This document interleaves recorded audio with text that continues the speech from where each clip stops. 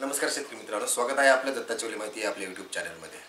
राज्यातील शेतकऱ्यांना ज्याची प्रतीक्षा आहे ती म्हणजे नमो शेतकरी सन्मान योजनेचा 7वा हप्ता।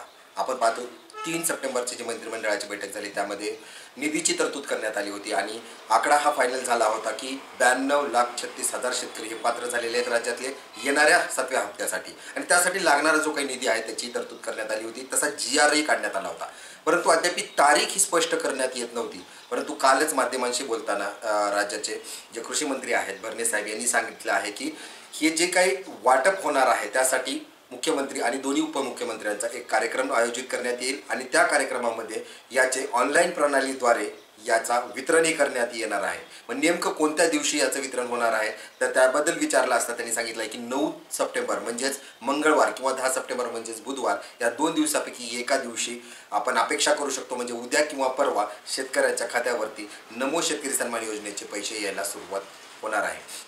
आपण पाहतोय की फुलना फुलाची पाकळी म्हणून जी काही मदत शेतकऱ्यांसाठी ही 2,000 रुपयाची होणार आहे, ज्याची प्रतीक्षा मागील 1 महिन्यापासून शेतकरी करत आहे।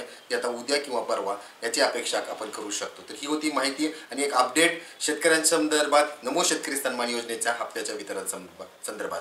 आपल्याला जर काही प्रश्न असतील तर कमेंट बॉक्समध्ये नक्कीच विचारा, मी ते सोडवण्याचा प्रयत्न करेन। परत एकदा विनंती, चॅनलला सबस्क्राईब करायला विसरू नका। धन्यवाद।